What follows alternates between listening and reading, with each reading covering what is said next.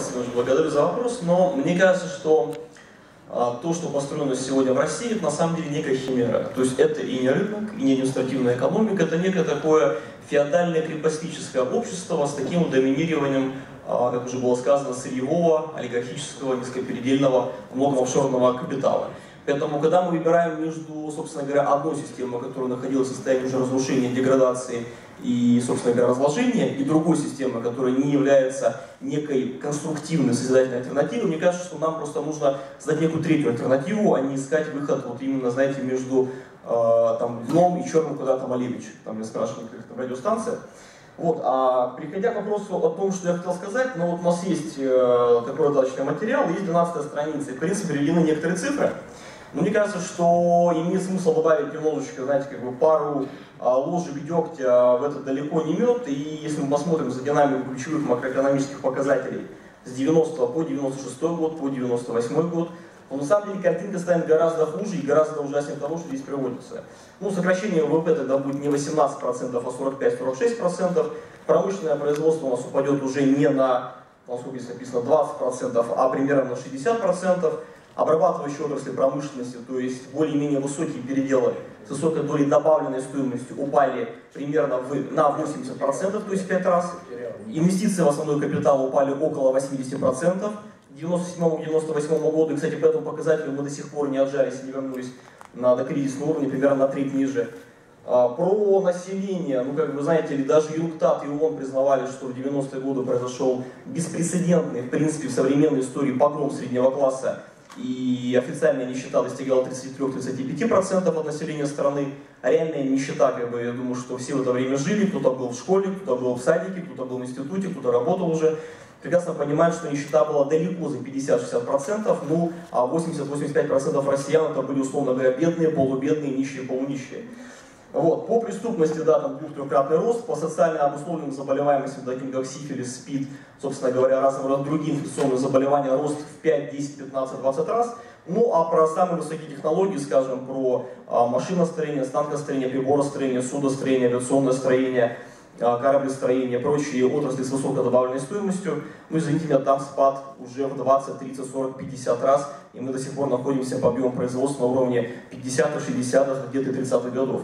Поэтому хотел бы включить презентацию, на самом деле, если можно, я бы хотел как раз показать пару слайдов, посвященных нашей сегодняшней тематике 20-летних реформ, которые, на самом деле, как сказал Юрий Юрьевич, реформами назвать сложно, скорее всего, это были некие клановые интересы отдельно стоящих людей, которые хотели перераспределить определенные госактивы, определенную собственность в свои руки, причем крайне нелегитимно, крайне нелегально, о чем уже было написано в книгах Юрия Юрьевича Болдырова, в том числе и кредитно-залоговые аукционы, и вачная приватизация, далее по списку.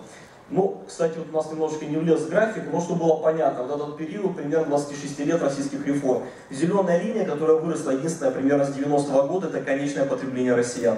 То есть, чтобы было понятно, в 3 раза выросло потребление домашних хозяйств, причем мы понимаем, что в условиях чудовищной имущественной поляризации общества и социально-экономического расслоения пропасти между бедными и богатыми, реальный уровень жизни и потребления вырос от 25 до трети населения страны. Остальные либо остались там же, где были, либо у них еще уровень потребления упал, как и качество жизни. Накопление основного капитала, то бишь инвестиции в основные фонды и то, что является двигателем научно-технического прогресса, расширенного воспроизводства и модернизации экономики, извините меня, это упало более чем на 49%, то есть в 2 раза до сих пор мы не доходим до уровня 90-го года. Данные, на самом деле, это Международный валютный фонд, взятые из Росстата и обработанные им.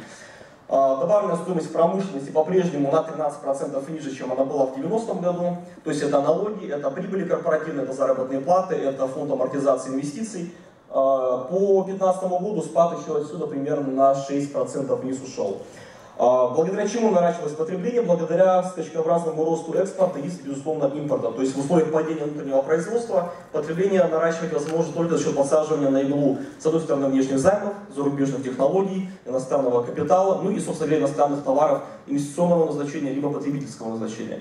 Вот поэтому мы видим, что примерно на 60% выросло конечное потребление, импорт товаров и экспорт из страны за рубеж. Следующий график, давайте посмотрим. Вот с 90-го года как изменились ключевые макроэкономические показатели страны. Значит, конечное потребление государства, которого якобы в России очень много, но которое крайне неэффективно, оно сократилось за 20 лет более чем на 20%. Ну и чистые налоги на товары, на производство и на импорт, они выросли в 8 раз, ну, с 2000 года примерно процентов на 70. Это как раз таки в том числе в результате самых пресловутых реформ. Какие у нас отрасли были выгодоприобретателями? Ну вот более чем в 5,5 раз выросла добавленная стоимость финансовой деятельности, в рознице, в торговле в 2 раза, недвижимость в 88%, стройка 75%, чистые налоги на продукты на всех нас более чем на 60%, рестораны, гостиницы 60%, экономика всего лишь на 60%.